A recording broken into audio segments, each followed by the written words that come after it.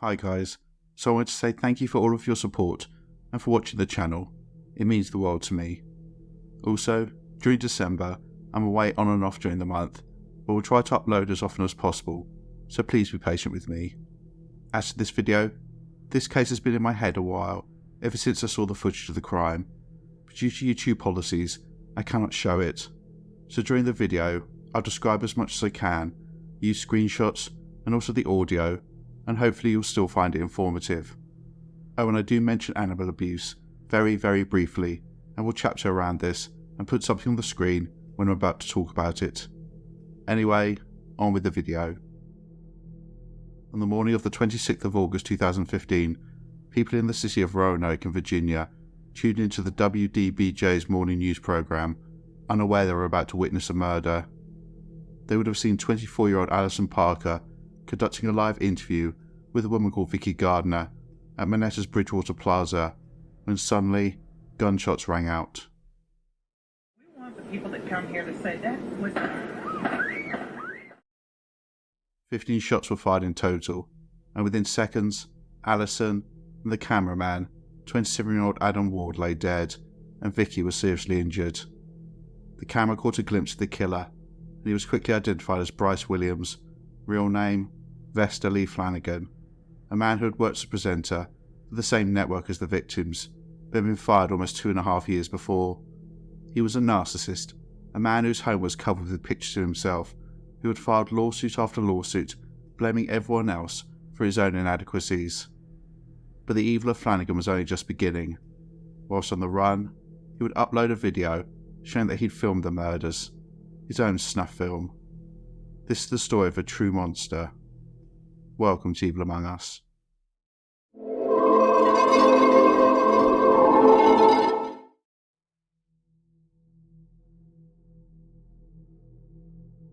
The monster at the centre of this case, Vester Lee Flanagan II, was a man consumed by anger and grievance. He was convinced he existed in a world where no one could see his greatness, where he was continuously persecuted. In reality, he was an inadequate arsehole, but anyone who didn't see him as a divine being was labelled a racist or a homophobe, when he himself was the bigot. I'll tell you what we know about Flanagan, based on official records, but also the contents of a 23-page self-pitying diatribe he sent to ABC News after the murders, as well as his unhinged online footprint. His words are littered with falsehoods, but they show us the fractured and delusional mind of a killer. So Vester Flanagan's life began on the 8th of October 1973, and like many of the people I've covered on this channel, it appears his evil was born out of childhood abuse. Outwardly, everything seemed idyllic. Flanagan and his two siblings grew up in the city of Oakland in California. He was the son of Vester Flanagan Sr., a former college football star, and someone who was drafted by, but eventually didn't play for the Green Bay Packers. He then went on to be a dean at San Francisco State University. His mother Betty was a school teacher. But behind closed doors, the family appears to have been toxic. Vester Flanagan Sr. would later petition for divorce in 1982, when Flanagan was 9 years old. In the divorce paperwork, he claimed that Betty was a violent, unstable woman who likely abused the children. Parts of the document read, quote, "She has, for example, threatened the lives and safety of our children as a method of attempting to keep me from leaving the house to go to work. She has also repeatedly threatened my life, at least on one occasion threatening to shoot me in my sleep, and the children have heard these threats and are understandably upset. She threatened the children with a brush and a belt, and had I not removed these weapons from my hands, I'm certain she would have used them on the children." This may not have been true. These may have been the accusations of a bitter man, but I think they're credible, and goes a long way to explain the disturbed and violent man Vester Flanagan became. Outside the family home, Flanagan appeared to be a well-adjusted young man. He attended Skyline High School and was on the football team for a time, but didn't make the cut. He was apparently a popular and outgoing student, even being voted Junior Prom Prince. However, later in life, Flanagan would rewrite his own history to fit the narrative that since day one, he had been the most persecuted man ever. He later claimed that he'd been dropped from the football team, not because he wasn't good enough, but because the coaches wanted to punish him for being too good looking and for the fact that he was pursuing a modelling career. Flanagan also wrote, quote, "My issues arised after I was attacked by white females and black males." Former classmates have stated that none of this is true. No one bullied Flanagan. In fact, he was popular and girls would flock around him, but he had no interest in them, as early in his life, Vester Flanagan realised he was gay.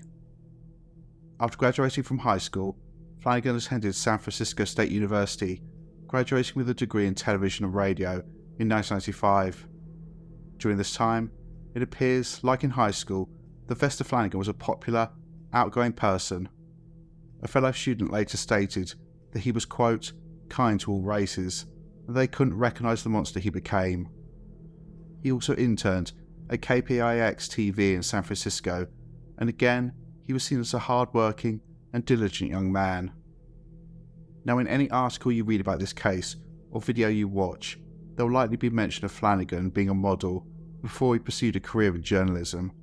This is based almost entirely on Flanagan's later ravings. Neither of these reports will include any details of any campaign he was associated with.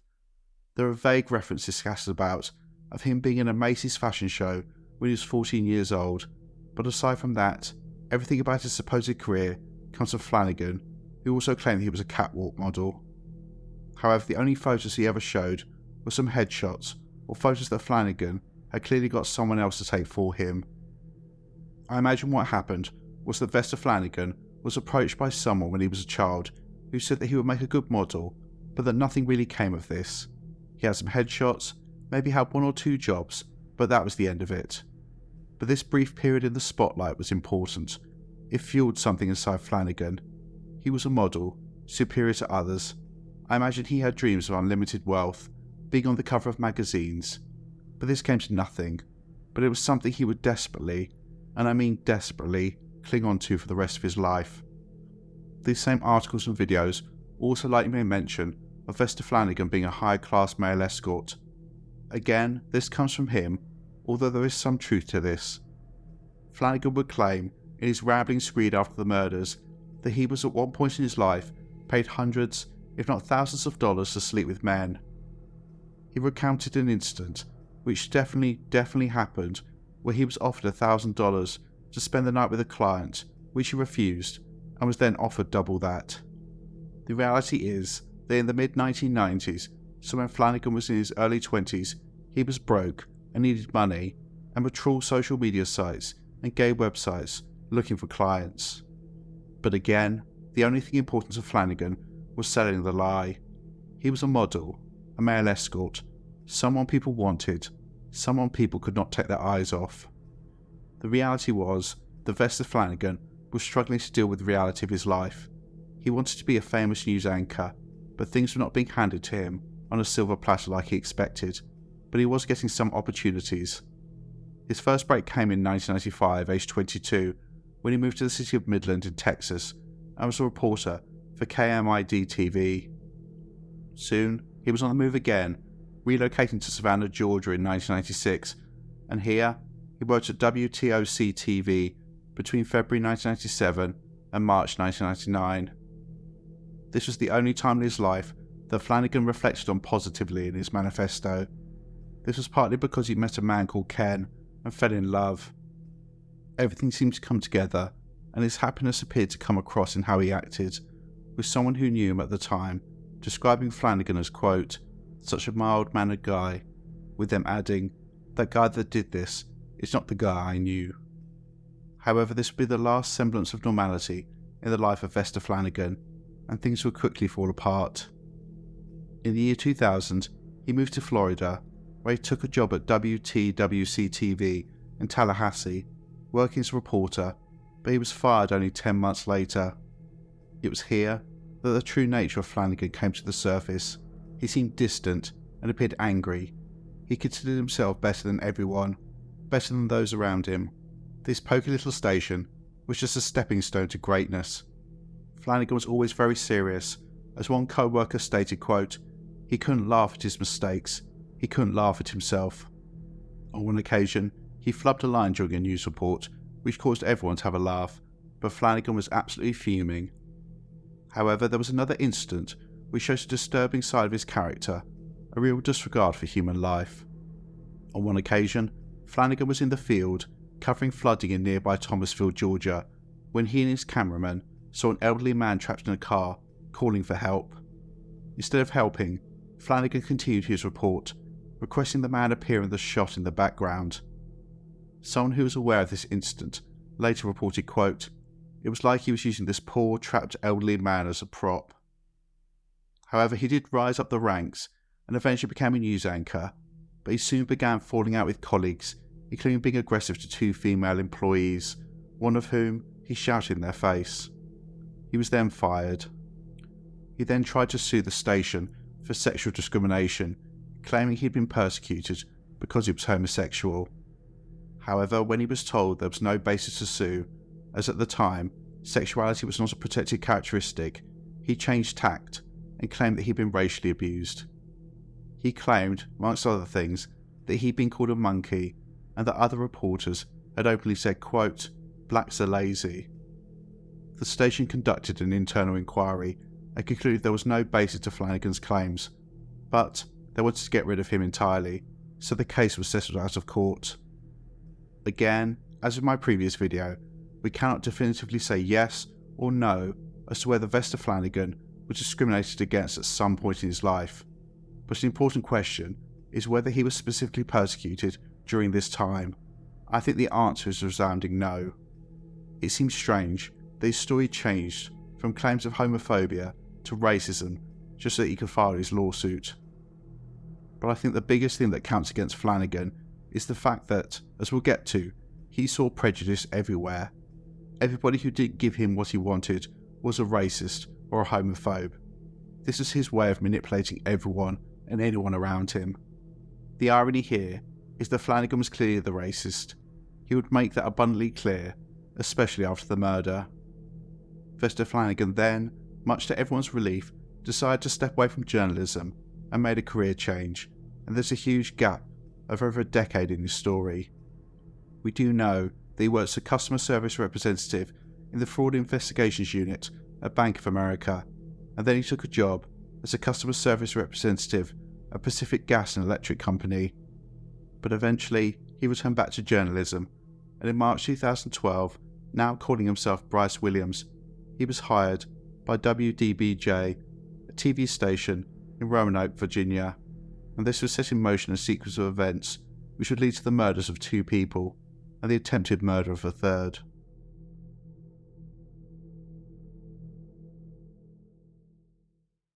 Executives at WDBJ soon regretted their decision to hire Vester Flanagan, aka Bryce Williams, as a multimedia journalist and general assignment reporter.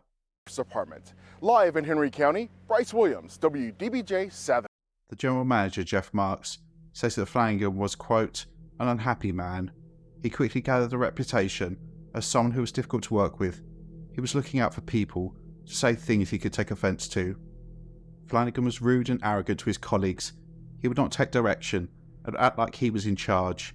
He would order photographers to film things in the way he stated, and when he didn't get his way, he became aggressive. In May 2012, just 2 months after he started, management had to email Flanagan about his behaviour, citing various incidents, including, quote, "On Saturday, April the 28th, 2012, you admit to your role in a heated confrontation with another reporter inside a station live truck observed by 2 photographers, in which you lost your temper and used verbal and body language that left co-workers feeling both threatened and extremely uncomfortable." The email also came with the following advice: "You need to always work as a member of a collaborative team and allow your teammates to do their jobs and not assume that you alone are concerned about high quality standards. We encourage you today to focus closely on your own work product and contributions." But things didn't improve and rapidly got worse. Vester Flanagan would take the most innocuous statements and comments and assume they were racially motivated and directed at him. In one of the most ridiculous examples, a manager brought in watermelon for the team, and Flanagan lost his cool completely, claiming that this was a dig at his skin colour. Flanagan continued to argue with his co-workers, even berating cameramen and women whilst they were in front of members of the public.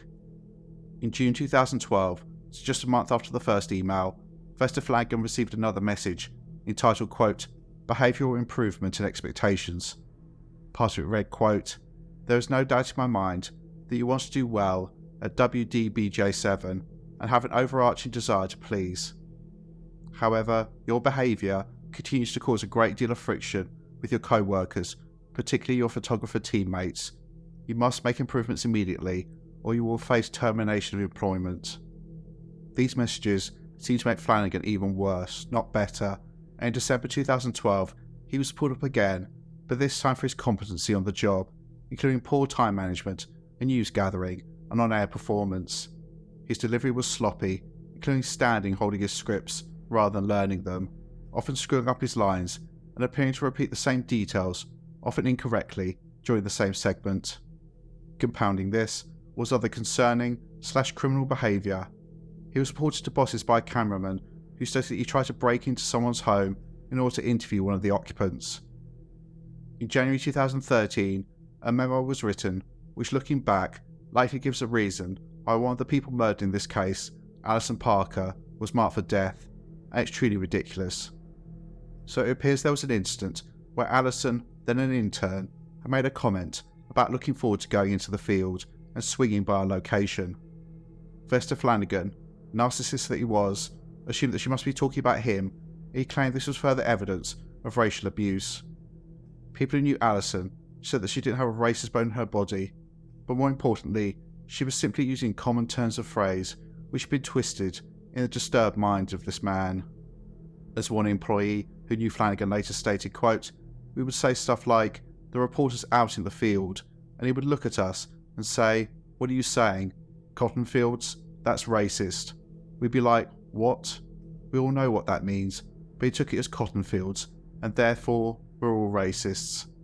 This guy was a nightmare, management's worst nightmare. Apparently Vester Flanagan even stated that he thought that 7-Eleven was racist because they served watermelon flavoured Slurpees. On the 1st of February 2013, the decision was made to fire Flanagan, and when he was told, he reacted angrily to say the least. He refused to leave the building and said they would have to call the police as he was going to, quote, make a stink, and it was going to be in the headlines. The police did have to be called, and they almost had to drag Vester Flanagan out of the building, but before he left, there was an interaction which may be the underpinning for why another one of the victims was targeted. Before he left, Flanagan turned to the chief photographer, Lynn Eller, calling her fat and flipping her off.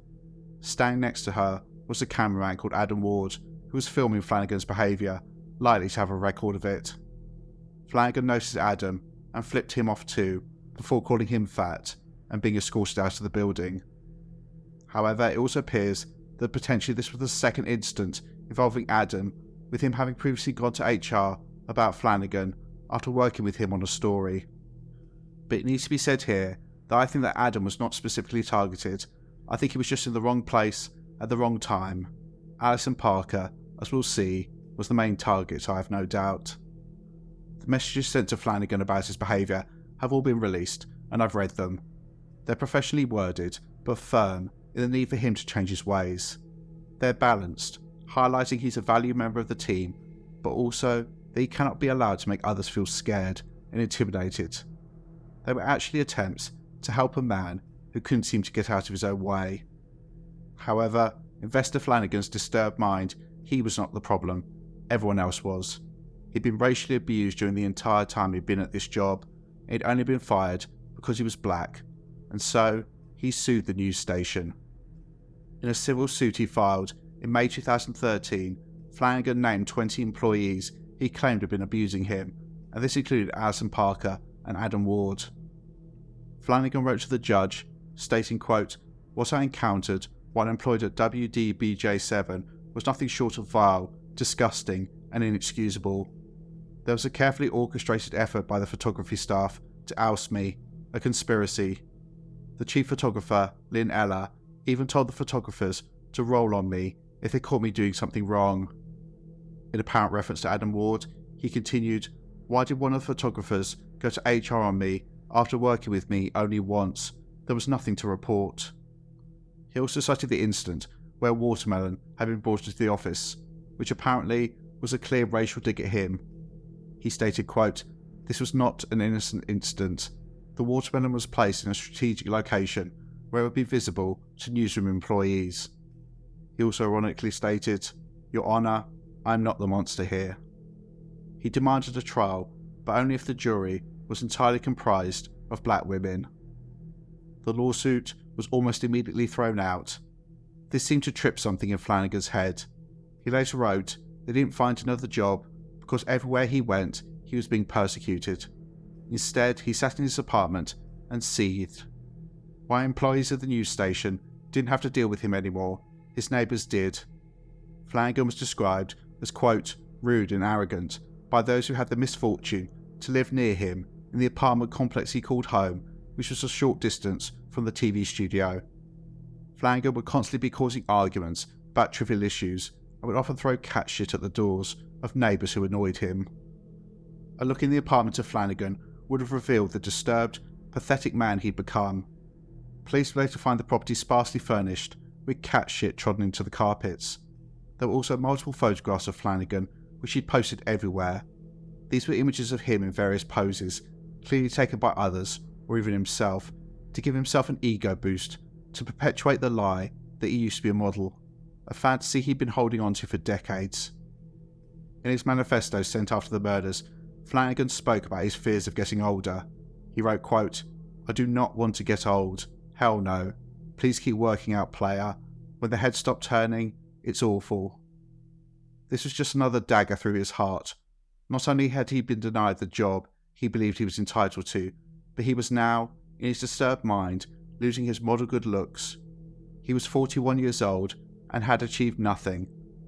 I think the narcissistic shell around Vester Flanagan was beginning to crack, and he was being forced to confront who he actually was, a lonely, sad, angry, middle-aged man.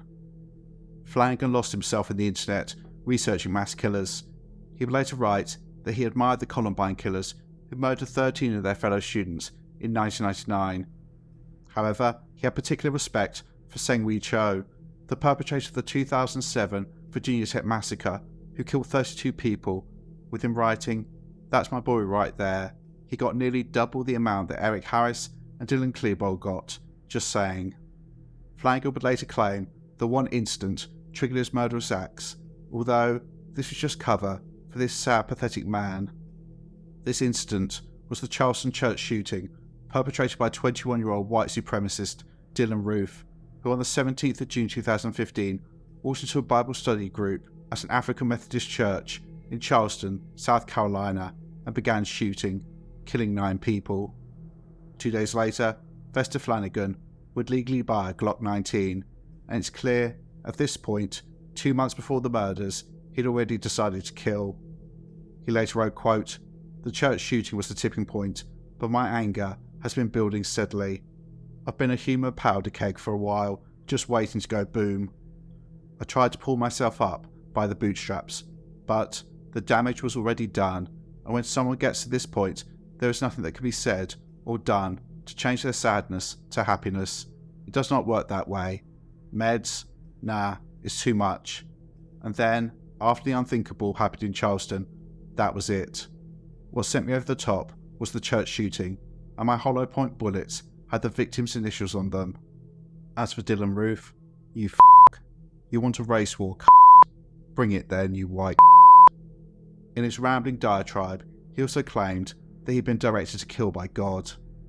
Showing what sort of deranged monster this man was, he later claimed that he killed his 2 cats, quote, "because of them." So he'd murdered his innocent pets because others were apparently persecuting him. This man had no ability to take responsibility for his own actions. In the weeks before the murders, Flanagan's social media footprint became darker.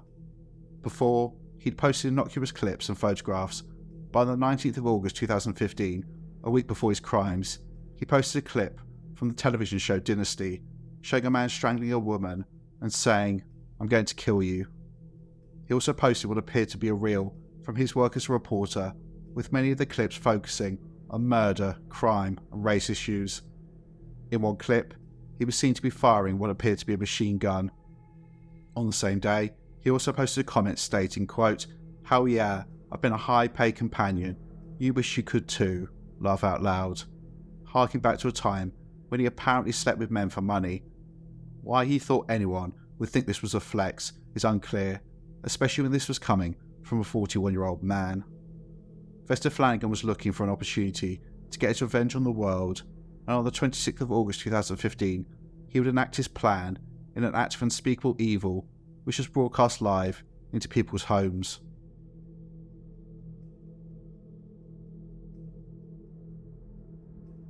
During the early morning of the 26th of August 2015, Alison Bailey Parker and Adam Lane Ward travelled to their first assignment of the day. This was interviewing a woman called Vicki Gardner at Moneta's Bridgewater Plaza, around 25 miles southeast of Roanoke. This interview was to discuss upcoming events for the 50th anniversary of Smith Mountain Lake. This was due to be broadcast live as part of the morning show on WDBJ Channel 7. Alison was born on the 19th of August 1981 and grew up in Martinsville, Virginia, and always had dreams of being a journalist. She was well loved by everyone and was engaged to TV anchor Chris Hurst. Alison was just 24 years old at the time of her death, her whole life snatched away from her by a man who it appears she only had brief contact with, who had built up a pathological hatred of her based on absolutely nothing. Adam was born on the 10th of May 1988 in Daleville, Virginia, and he'd worked for the news station since July 2011 as a cameraman, as well as occasionally being a sports reporter. He was known as a kind man, a consummate professional with an eye for detail.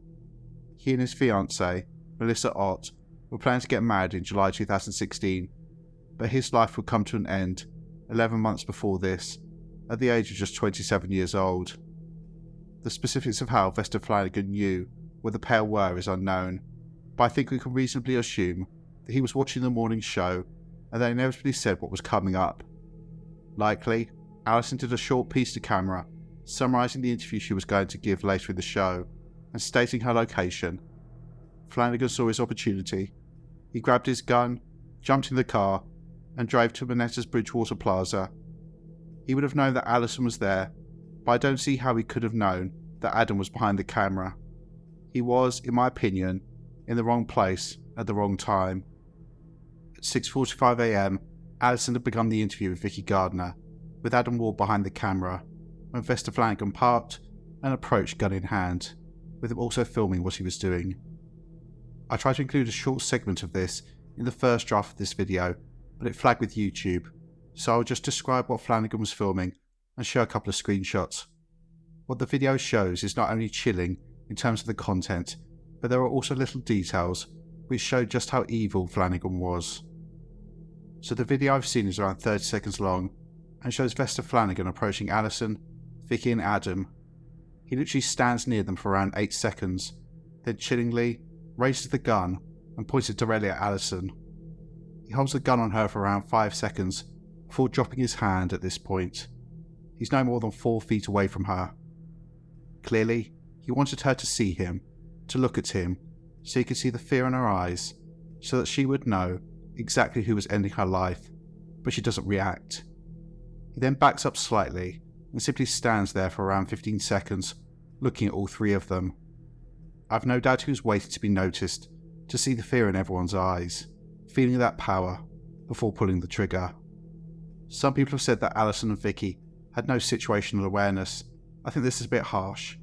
Both may have seen Flanagan out of the corner of their eye, but they were conducting an interview and were focused on the job in hand. Ultimately, I don't think it would have made any difference, as there was no cover. Even if they'd run, they would likely have not stood a chance.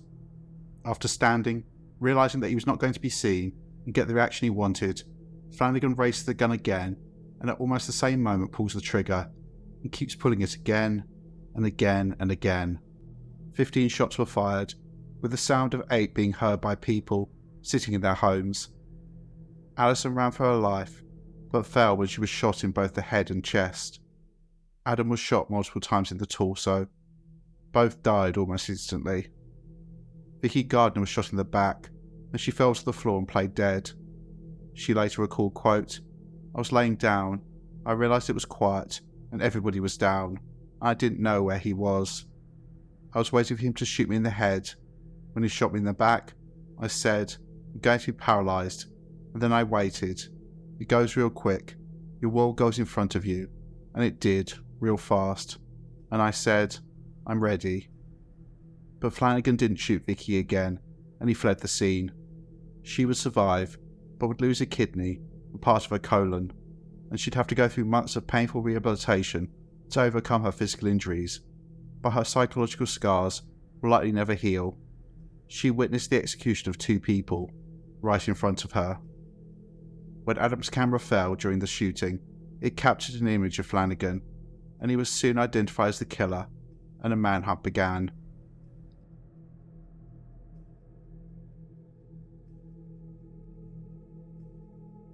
Roanoke police were quickly searching for Vester Flanagan, and he was busy trying to justify his actions. At 8:26 a.m, almost 2 hours after the shooting, he faxed ABC News with his unhinged, self-pitying 23-page manifesto. He also called the station at 10 a.m. to confess to the killings. Flanagan also texted a friend saying he'd done something stupid, whilst also posting on social media giving his sick justification for the murders he just committed, including stating on Twitter, quote, "Adam went to HR on me after working with me one time," and "Alison made racist comments." He also wrote, "I filmed the shooting, see Facebook." This last post was reference to the fact that this sick degenerate had at 11:15 a.m. posted the video he filmed of the killing of Alison Parker and Adam Ward on his social media page. At around this same time, Flanagan dumped his grey Ford Mustang at the city's airport and switched to a Chevrolet Sonic he'd earlier rented. Police were tracking Vester Flanagan's phone, trying to locate him, and were able to quickly determine the car that he'd rented and the license plate. This was entered into police computers, and at 11:30 a.m, an eagle-eyed trooper soon spotted the car, and this news report captured how the manhunt, as quickly as it began, ended, less than 5 hours after the killings. Police say the suspect in the Roanoke TV shooting, 41-year-old Vester Lee Flanagan, was spotted driving a Chevy Sonic by Virginia State Trooper P.M. Neff at the I-66 I-81 interchange about 150 miles from Roanoke, thanks to these tag reading cameras on the back of her patrol car. I took that suspect vehicle information and entered into my license plate reader. As soon as it was entered, it did come up with a positive hit that that vehicle just passed me less than 3 minutes earlier. Trooper Neff called for backup. Flanagan then led investigators on a chase for several miles before running off the roadway at mile marker 17.1 on eastbound I-66. Police say Flanagan was suffering from a gunshot wound. Officers then approached the vehicle and found the lone occupant had suffered a self-inflicted gunshot wound. The suspect was later flown to a Nova hospital with life-threatening injuries and was pronounced dead at 1:26 p.m. Investigators say Flanagan was initially tracked by using his cell phone, and his license plate data was then uploaded into a database that later pinged on Trooper Neff's camera system. No troopers were injured in the chase or aftermath. So the coward that was Vester Lee Flanagan II was dead. He avoided all accountability, robbing the families of those he killed, not only of their loved ones, but any sort of explanation. May this piece of shit rot in hell.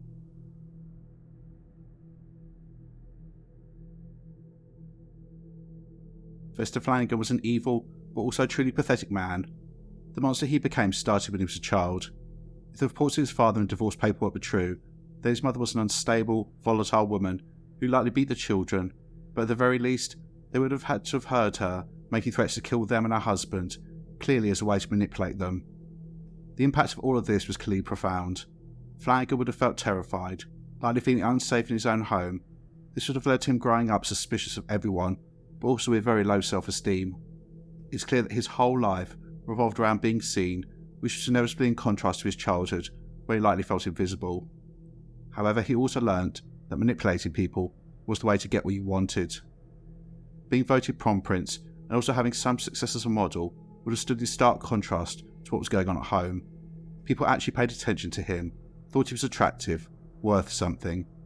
I think it shows how devoid this man was of any real love and nurturing in his childhood, that he desperately held on to these brief moments in his early years for the rest of his life, desperately trying to relive them. As time went on, Vester Flanagan changed his extremely damaged psyche by flipping it on his head. He wasn't inadequate, he was actually better than everyone. He created this shell around himself in order to live, and displayed all the classic traits of a narcissist, but in reality, deep down, he was terrified of failure, of being forgotten. Flanagan wanting to be a journalist was always about being seen. He wanted to be famous. I imagine he didn't believe he existed unless the cameras were on him. However, he wanted things now, he wanted things quickly, and when things weren't happening as he wanted, he lashed out. But this wasn't his fault, this was everyone else's, this was white people's fault, and this brings us to the fact that it's clear that Flanagan was a racist. He despised white people. While he was accusing everyone else of being a bigot, this was central to who he was. It got to the point where he was literally looking for people to say anything he could take offence to, perpetuating his delusion of himself as the permanent victim. People like Vester Flanagan really pissed me off. Those people who will wheel out some trait when they're in trouble or acting inappropriately. I don't just mean race, I mean anyone who plays any sort of card, whether this be mental health, gender, physical disability, whatever. The people who are clearly in the wrong, but their response is claim everyone else is the problem. These people cannot be held responsible for what they are or what they've done, and so they wheel out these cards. Vester Flanagan blamed white people for his failures. No, dude, you were just an utter tool. Flanagan had absolutely no ability to see fault in himself, and this is largely a psychological issue. He couldn't acknowledge fault, as the fantasy he'd built around himself to protect himself would have crumbled, which it eventually did. As I said in the video, there's a gap of over a decade in our knowledge of Vester Flanagan when he left journalism. We don't know what happened during this time. It's clear to me anyway that he likely continued to lash out, probably sued more people, and became more and more lonely and angry. When he was employed by WDBJ, I think his shell was starting to crack. He was realising he was a 41-year-old man who had nothing and no one, and this was his last chance to matter, and so he went into full manipulation and control mode. He tried to be the puppet master, ordering people around, shouting at them. This failed, he was fired again. Again, it was all white people's fault. Vester Flanagan didn't act for 2 years, and I think the reason for this is because of the court case. Interestingly, narcissists will often use the court, and the reason for this is because it makes them feel important. They can stand in a courtroom with the judge looking at them and reading their words. It gives them validation. 99% of the time, suits filed by these types of people go nowhere, but it often leads to an abatement in their behaviour for a short time, because they're getting the attention they want. Oh look, the judge has written to me, how important am I? But, when the case was thrown out, Vester Flanagan really had nothing. He sat and seethed, and decided he would get his revenge. Him claiming this was anything to do with Charleston is a lie, also really offensive. So what? A white supremacist kills a load of innocent black people, and his response is to kill innocent white people. It was also really disgusting. He claimed that the names of the victims he would carve on his own bullets, as if the families would applaud that. Oh, you used the name of my deceased loved one to perpetuate a cycle of violence. Well done you, have a medal. However, by aligning himself with this tragedy, he was giving himself cover. He wasn't just some loser, he was fighting on behalf of the black community. Pathetic, really. I really doubt that any community would want this sicko representing them. It did, however, I think, reinforce Flanagan's own racist views. I'm not sure how much planning went into the murders. I don't think much at all.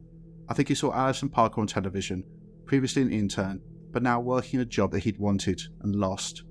She was white, had, in his sick mind, previously been racist to him, and also worked for the news station, which had fired him.